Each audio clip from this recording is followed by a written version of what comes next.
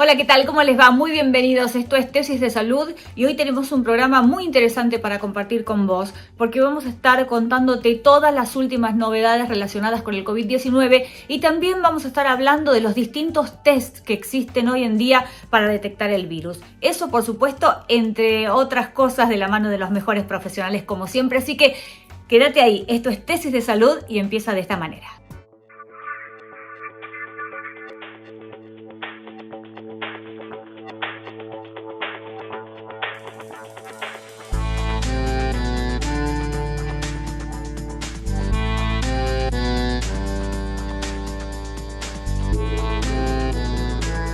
Y como te prometimos, vamos a hablar de los distintos tests que existen para detectar el coronavirus. Por eso está con nosotros la doctora Mariela Alejandre, médica bioquímica. Doctora, ¿cómo funcionan los tests rápidos y en qué se diferencian de la PCR? Tenemos dos kits rápidos para realizar diagnóstico de COVID-19 que son un invento argentino a través de los investigadores de excelencia que tenemos en el país. Uno es el NeoKit y el otro es el ELA-Chem-Strip COVID-19. Ambos son una alternativa que nos permite realizar el diagnóstico de COVID-19, una alternativa, a las técnicas de RT-PCR que estábamos manejando como única opción diagnóstica hasta el momento. Estos test lo que tienen es la posibilidad de, al realizarse con una metodología más sencilla, estar a mano, de un laboratorio de menor complejidad que lo que exigen las técnicas de biología molecular por RT-PCR. Son ambos una amplificación de ácidos nucleicos del virus a través de una reacción isotérmica, es decir, una reacción que ocurre a la misma temperatura, que nos permite amplificar la cantidad de virus presente en las muestras tomadas de los pacientes y así revelarlas posteriormente, y de dar positivo uno puede estar dando el diagnóstico de COVID-19 en una persona que presenta sintomatologías de la enfermedad. ¿Cuál va a ser la muestra que vamos a tomar? Bueno, la misma que para RT-PCR, así que ahí los bioquímicos tenemos estos hisopos como este que traje para mostrarte. Ves que son flexibles, es decir, no es dolorosa la toma de muestra, sí un poco incómoda. Lo que vamos a hacer es tomar dos hisopos, uno para la muestra nasofaringea, lo introducimos en la nariz bien al fondo para raspar y obtener células, y el otro orofaringea, es decir, en la boca bien al fondo. Luego, con la misma, el mismo cuidado y protección que tenemos para las muestras de RT-PCR, vamos a introducirlas en, unos tubos que contienen solución fisiológica, los vamos a cerrar y los vamos a proteger con triple envase para poder llevarlos y procesarlos en los laboratorios. Así que a partir de esta metodología mucho más sencilla, en 2 o 3 horas de proceso se puede tener el resultado. Si uno se realiza estos tests y da negativo, ¿ya tiene la confirmación de que no tiene coronavirus o hay que seguir haciéndose otros análisis serológicos, por ejemplo? Se deben seguir haciendo los otros tests que tenemos para poder detectar las defensas, los anticuerpos. Vos sabés que los bioquímicos desde un primer momento decíamos que había que hacer muchos test en Argentina. ¿Y cuáles? Todos. Es decir, tanto los test que nos permiten realizar el diagnóstico para cubrir esa línea o ese grupo de pacientes que presenta síntomas y signos clínicos de COVID, como la búsqueda de anticuerpos, de defensas que producen las personas que están en contacto con el virus pero que no desarrollan los síntomas, no desarrollan enfermedad, y no tenemos otra manera de pesquisarlos. Y no son pocos, porque de cada 3 personas que se contactan con el virus, 2 permanecen asintomáticos. Una muy buena manera que tenemos para ir a pescarlos es a través de los test serológicos rápidos. Acá tengo también un ejemplo como este. fueron, ¿te acordás?, los que se hicieron en un primer momento en las estaciones de trenes y que ahora en la ciudad de Buenos Aires, por ejemplo, se están haciendo en personal que atienden los geriátricos, personal de salud, personal de la policía, es decir, en todos los grupos de personas que tenemos que tener controlados porque tenemos que saber la epidemiología de esta enfermedad en el país y sobre todo en las provincias con mayor circulación viral como son Cava, el conurbano bonaerense y provincias como Chaco y Córdoba, ¿verdad? Entonces ahí es como nosotros decimos, es la atención bioquímica directa al ciudadano. Abrimos las puertas del laboratorio a la sociedad y vamos los bioquímicos a realizar a través de una punción en el pulpejo del dedo estos test de detección de anticuerpos que aparecen temprano, es decir, a partir de los 7 a 10 días de que la persona tuvo contacto con el virus, este es el IgM, y anticuerpos tardíos, esos que aparecen luego de los 14 días del contacto con el virus, que se llaman IgG. Ambos nos pueden permitir saber cómo está circulando el virus en la población y, por ejemplo, detectar por, digamos, solapamiento de curvas de presencia del virus con aparición de estos anticuerpos, detectar personas que tal vez estén teniendo el virus circulando y puedan contagiar. En eso te transmito, mira, la experiencia que tuvimos con los testeos al personal que atienden los geriátricos de Cava, en donde a través de hacer estos test y por consejo bioquímico se hisoparon 699 personas hasta el viernes anterior y de esos 177 dieron la técnica de RT-PCR positiva. Así que esas personas fueron a hacer una cuarentena quirúrgica, por decirle de alguna manera, que permite que no contagien a los ancianos que están atendiendo y que no diseminen el contagio en la sociedad. Así que fíjate vos qué importante que es seguir realizando también estos otros test para, digamos, terminar de cerrar cómo está la situación del virus en las distintas provincias. Doctora, ¿y estos anticuerpos que menciona son los que estarían en el plasma que pueden donar los pacientes recuperados? Estos son los anticuerpos de los que se echa mano para el uso como tratamiento. Nosotros en el laboratorio lo que vamos a hacer ahí es esos pacientes que se han enfermado con COVID-19 y que luego se dan de alta, vamos a sacarle sangre y a testear la producción de estos anticuerpos, es decir, cuánto anticuerpo han podido desarrollar, porque ese plasma que puede ser donado de pacientes convalecientes va a servir como tratamiento para, digamos, dárselo a un paciente que esté en estado crítico.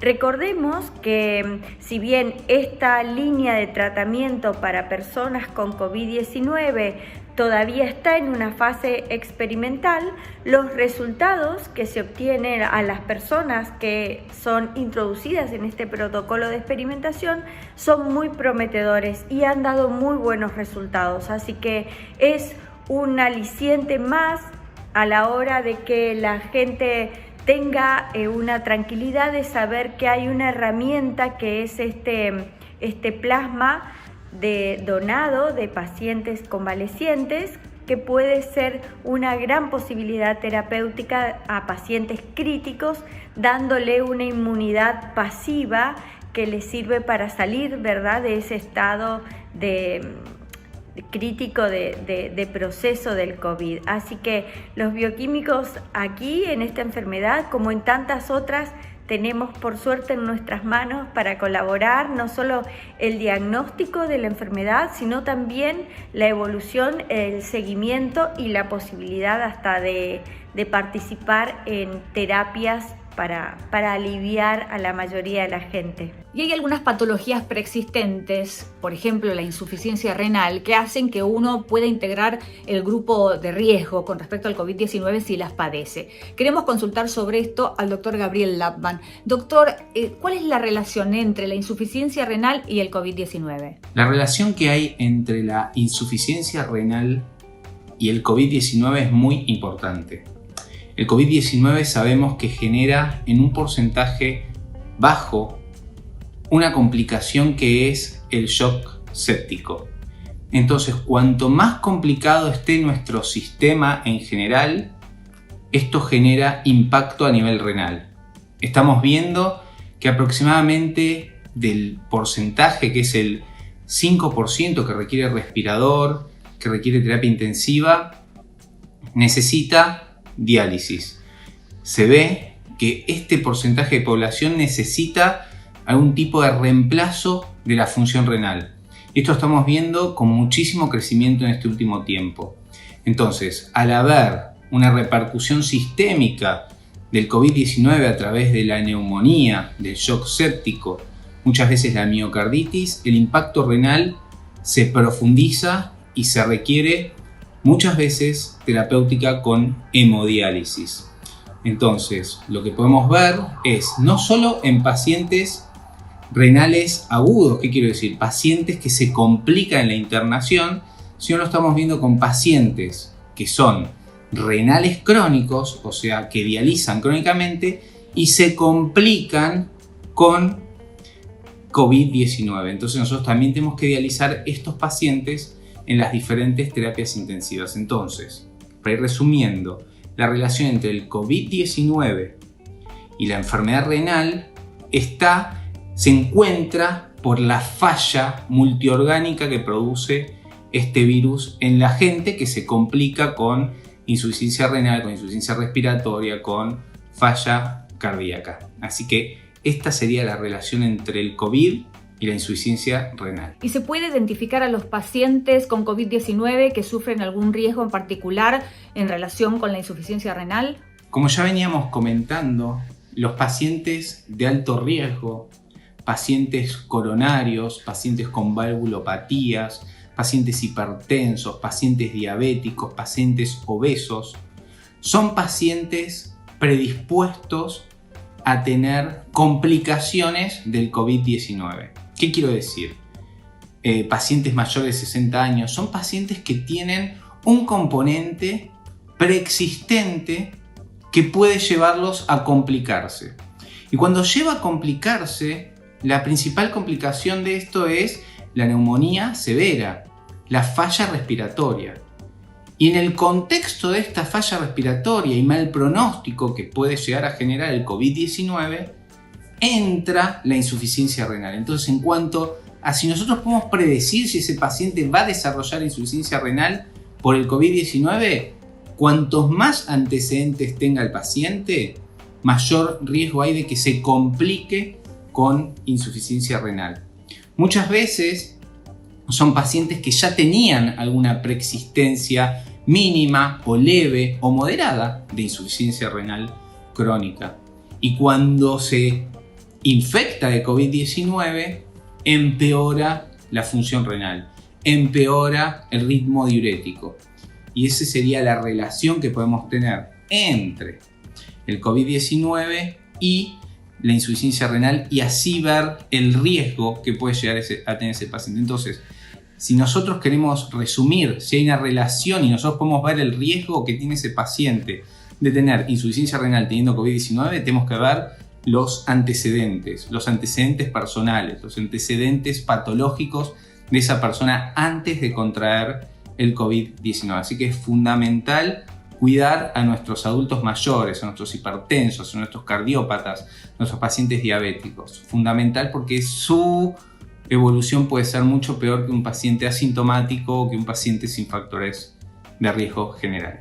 ¿Y cómo se debe dar seguimiento a los pacientes que han sufrido insuficiencia renal asociada al COVID-19? En este último tiempo me ha tocado hacer el seguimiento de algunos pacientes que han tenido insuficiencia renal en el contexto de este COVID-19. Y el seguimiento que hacemos posterior es obviamente a través de laboratorios viendo la función renal, el nivel de creatinina, el nivel de urea, el nivel de ionograma sérico, ver la presión arterial, ver una ecografía renal. La ecografía renal nos permite entender si hay un daño estructural, crónico, agudo, si también hay un daño posrenal. Entonces nosotros vimos ecografía reno-vésico-prostática. También los valores de colesterol, los valores de glucemia, son todos factores que a nosotros nos lleva a pensar el pronóstico de esta enfermedad y la evolución a largo plazo. Es clave que un paciente que haya tenido COVID-19 y que haya tenido insuficiencia renal tenga un seguimiento nefrológico, tenga un seguimiento por el clínico, pero ver cómo quedaron esos valores de urea, de creatinina, ionograma, de ácido úrico, de albúmina, son factores que a nosotros nos importa en la evolución y en el pronóstico. Calcio, fósforo, PTH, es muy importante, son muy técnicos, pero sí es muy importante que un médico nefrólogo los pueda seguir, o en la atención primaria ver cómo evoluciona el ritmo diurético, o sea, cómo está orinando ese paciente, cómo se siente la presión arterial. Entonces el seguimiento clave está en la visita médica, si hoy es online, con online, y monitorear parámetros como la presión arterial, el ritmo diurético, y un laboratorio general para ver cómo está la urea y la creatinina, y una ecografía reno-vésico-prostática.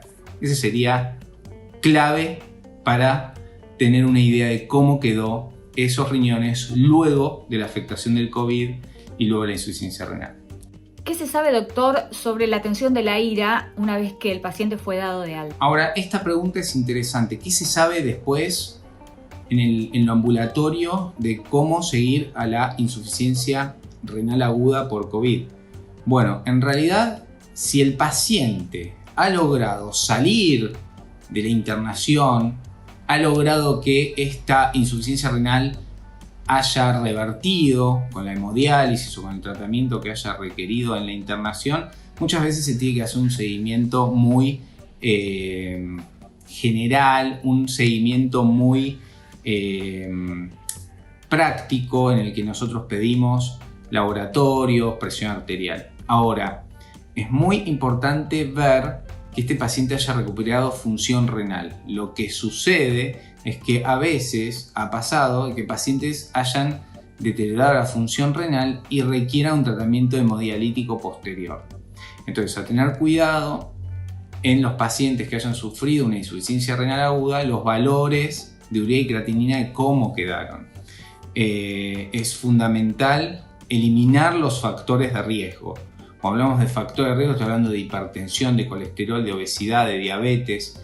Tratar de mejorar, controlarlos, porque son procesos que están impactados en general de enfermedades crónicas no transmisibles.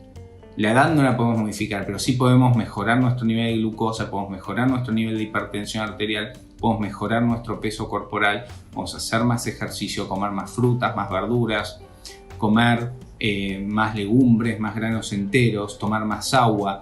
Es muy importante que estos pacientes se hidraten bien posterior a esto, controlar la cantidad de diuresis que hacen día a día, y de esa manera llevar una vida mucho más saludable que va a mejorar e impactar positivamente sobre su riñón y sobre su patología en general. A partir de los 40 años, tus articulaciones se empiezan a desgastar. Elegí atacar solamente el dolor o atacar la causa que lo genera. Curflex te ayuda a restablecer la flexibilidad de tus articulaciones.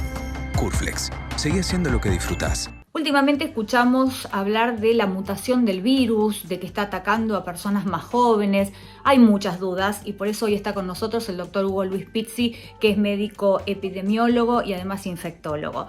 Doctor, ¿cuáles son las nuevas proyecciones epidemiológicas y la evolución biológica del COVID-19? Las nuevas proyecciones epidemiológicas de esta pandemia que estamos sufriendo son bastante problemáticas, especialmente por la gran cantidad de tropiezos que han logrado los antivacunas, los anticuarentenas, en general los anti-anti, la gente que no se cuida, los imprudentes, las personas que realmente son indolentes en su accionar.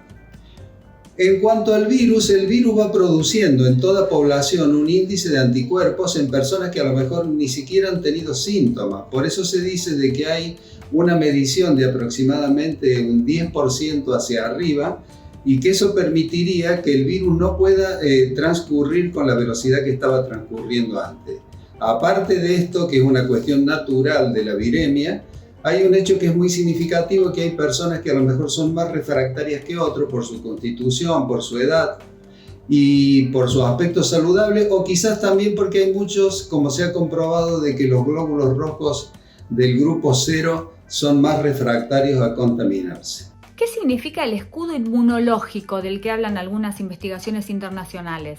El concepto de escudo inmunológico o protección inmunológica está dado por el estímulo de anticuerpos, ya sea por la presencia del virus en personas que quizás a lo mejor no hayan desarrollado síntomas, y también por el hecho de que se han descrito una serie de trabajos que hablan de una inmunidad cruzada por algunos coronavirus que están entre nosotros. Fundamentalmente, todos estos detalles hacen que las personas vayan adquiriendo un tenor de anticuerpos que los hacen prácticamente invulnerables respecto al virus. Pero lo más importante de todo esto es el hecho de que una persona que tiene anticuerpos no permite que el virus transcurra y de ahí pase a otro ser humano. Doctor, ¿el virus del COVID-19 está mutando? Es una característica de los virus la mutación. La prueba evidente de ello es que cuando nosotros preparamos una vacuna para las gripes invernales, tenemos que hacerla en base a la mutación que sufrió el hemisferio boreal. Pero en cuanto a este virus, el coronavirus, hay algunos artículos que hablan de que ha sufrido una pequeña mutación que lo hace menos agresivo, pero lo hace más difuminable, o sea que es como que está más contagioso, con más capacidad de transmisión. Hay una anécdota muy interesante de los virus, que es el virus del Zika, que fue descubierto en el año 1947, pero recién en el año 2004, casi 70 años después, mutó y empezó a matar y destruyó infinidad de personas en Panamá, en Colombia, en Brasil, y así también llegó a Argentina. Y una de las grandes preguntas que circulan por estos días, ¿se puede contraer 2 veces el virus? En general, la inmunidad de los virus es relativa, a tal punto de que ellos mutan tanto que las vacunas nuevas siempre hay que prepararlas con los virus que circulan. Hay en la naturaleza y hay, por ejemplo, en la historia de la medicina, virus que pueden llegar a dejar una inmunidad absolutamente definitiva, como en el caso del virus del sarampión, el virus de la viruela. Pero por los estudios recientes, aparentemente no sería el caso de este coronavirus. Y llegó ahora el momento del doctor Norberto Furman, especialista en fisiatría y kinesiología, que nos va a dar algunos consejos para cuidar nuestra salud mientras sigamos en cuarentena. Y me consultan muchísimo sobre los problemas de cuello. ¿Por qué? Porque estamos viviendo momentos que son bastante difíciles. Estos momentos son los de tensiones, y esas tensiones a veces repercute muchísimo en nuestro organismo. En el estómago nos va a dar una gastritis, en la hipertensión nos va a dar alergias, un montón de cosas que lo canalizamos por vía del cuerpo. Muy bien, el cuello es un órgano de descarga. La tensión, el estar con los hombros permanentemente retraídos, hace que los músculos que tenemos en el cuello estén comprimiéndose, se retraen y apelmazan una vértebra contra la otra, haciendo que se produzcan pinzamientos de los nervios que salen del cuello y que van hacia las manos. Cada vez que se comprime un nervio hay dolor, pero también se pueden comprimir arterias que son tan nobles y tan importantes que llevan sangre al cerebro. No es una compresión que pueda ser grave, pero sí lo suficiente como para que le traiga bastantes inconvenientes, como ser mareos, dolores de cabeza, sensación de zumbido de oídos, alteraciones en la memoria, alteraciones en la vista, no poder acomodar o fijar la vista, náuseas, taquicardia, opresión de pecho, las manos que se duermen, un montón de síntomas que los provoca el cuello y que la gente los confunde con problemas de pulmón, infartos, problemas de mama. En realidad no es tanto como uno se imagina, sino es una alteración donde no le llega la sangre al tanque porque alguien le pisa esa manguera y automáticamente el cerebro produce todo este tipo de reacciones para poder defenderse y hacer que le llegue sangre a ese cerebro. Entonces, lo importante es, primero, puede relajarse todo lo que pueda con alguna ducha en la zona de su cuello, dejarse caer el agua bien caliente, bien fuerte, para que se relaje un poco. Con alguna toalla se la puede colocar como si fuese una bufanda y hacer un movimiento tipo franela para que relaje esos músculos. También un té que pueda darle algún poco de relajación para poder descansar un poco mejor. Y fundamentalmente saber de que si tiene estos síntomas en lo que es el cuello, hay tratamientos adecuados. Primero, un estudio, una resonancia, alguna radiografía para ver si es un problema de artrosis, de hernia de disco, de algún pico del loro, de algún canal estrecho. Una vez que tenga ese diagnóstico, se puede realizar un tratamiento que son manipulaciones, ozonoterapia, pequeños tratamientos localizados que le van a relajar muchísimo todos los problemas de su cuello. Y también hay algunas medicaciones que le llevan sangre al cerebro, porque uno le puede abrir la canilla acá, pero si de pronto no le llega la sangre adecuada con un buen bombeo, entonces a lo mejor en una semana usted ya se saca de encima todo esto que lo preocupa demasiado. Los problemas de cuello es algo que realmente hay que tratarlos porque angustia, perjudica y paradójicamente tiene un tratamiento adecuado. Y de esta manera llegamos al final del programa de hoy. Muchísimas gracias por estar del otro lado y te esperamos la próxima semana para seguir cuidándonos juntos, porque ya sabes, juntos nos cuidamos mejor. Hasta la próxima.